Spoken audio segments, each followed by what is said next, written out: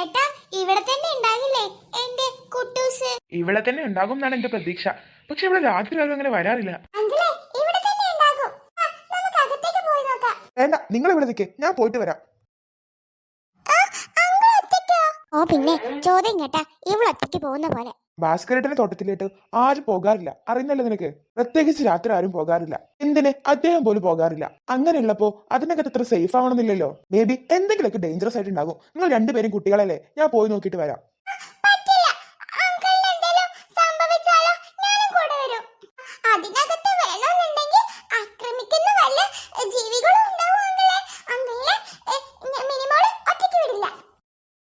എന്റെ മിമോളെ, നിന്റെ angle strong അല്ലേ? നിനക്കറിയോ എന്റെ സ്കൂളിലെ ഏറ്റവും ധൈര്യശാലി ഞാനാ. ഓ ரொம்ப பெரிய ആൾദാ.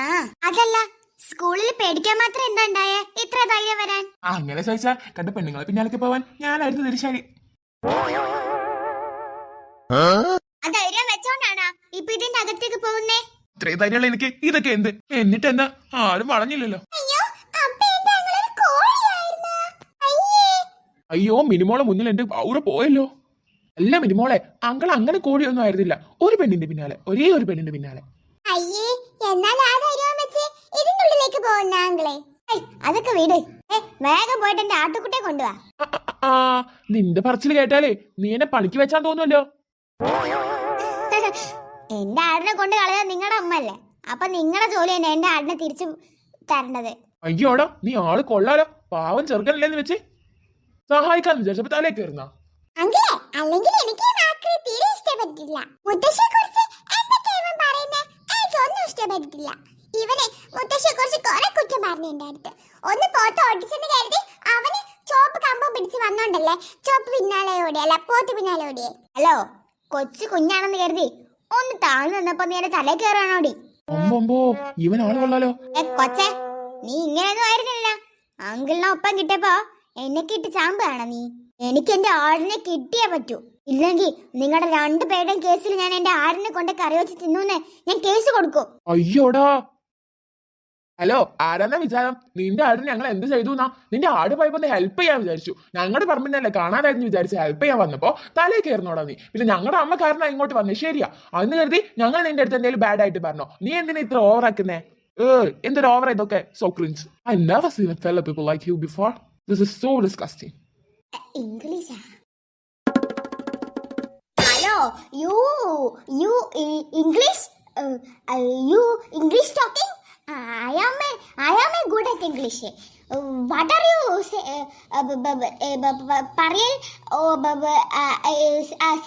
What are you saying?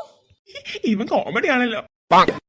എന്റെ അങ്കിളെ, വാ വീട്ടിൽ പോവാം. ഇവർക്ക് വേണ്ടി ആടിനെ തപ്പാവാണ് നമ്മുടെ പറഞ്ഞാ മതി. ഇവൻ ആള് കൊള്ളാം. ശരി എന്നാ നീ തന്നെ നിന്റെ ആടിനെ കണ്ടുപിടിച്ചോ, ഞങ്ങൾക്കൊരു പ്രശ്നവുമില്ല. നിന്റെ ആടിനെ നീ കുത്തി കാട്ടി പോയിട്ട് കണ്ടുപിടിക്കലാ. നീ കുറച്ച് അഹങ്കാരിയാ. നീ കുറച്ച് വിഷമിക്കുന്ന നല്ലതാ.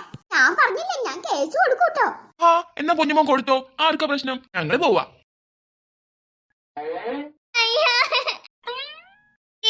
പ്ലീസ് എന്നെ ഇവിടെ ആക്കിയിട്ട് പോവല്ലേ. എന്റെ അമ്മ എന്റെ കുട്ടൂസില്ലാതെ എന്നെ വീട്ടിൽ കയറ്റത്തില്ല. ഞാൻ വെറുതെ ഒരു ഷോക്ക് പറഞ്ഞതാ.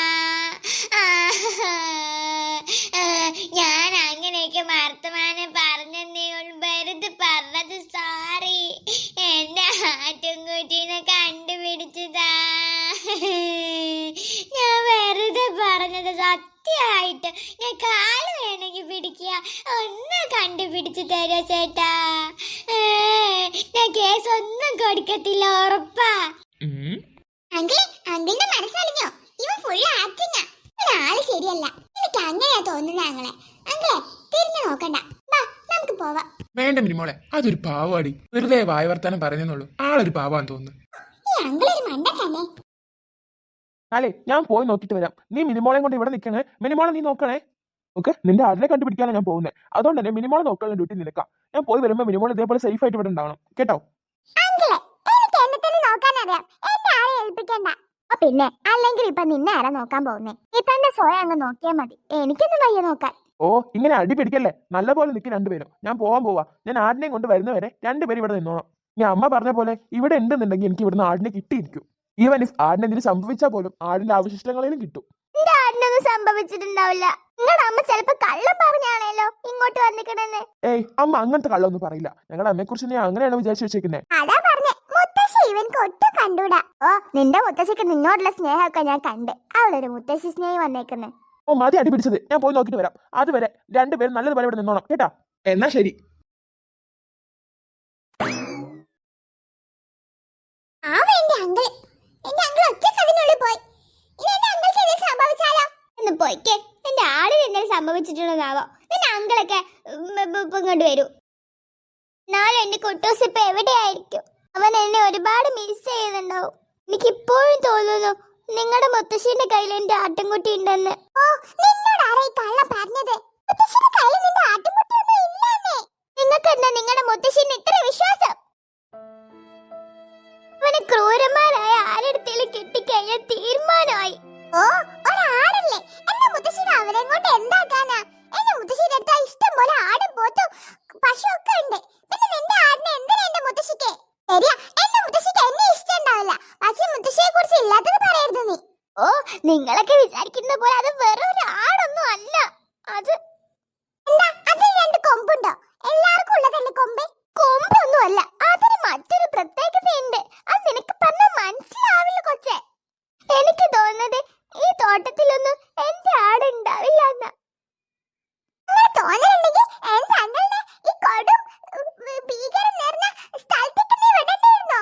നീ എന്തിനാ എന്റെ അങ്കിളിനെ അതിനുള്ളിലേക്ക് അയച്ചത്? എന്റെ അങ്കിളിന് എന്തെങ്കിലും സംഭവിച്ചാലോ? നിന്റെ ആട് അവിടെ ഇല്ല നിനക്ക് ഇത്രയ്ക്ക് ഉറപ്പുണ്ടെന്നുണ്ടെങ്കിൽ അപ്പൊ നീ സെൽഫിഷ് അല്ലേ? നിനക്ക് നിന്റെ കാര്യം മാത്രമേ ഉള്ളൂ.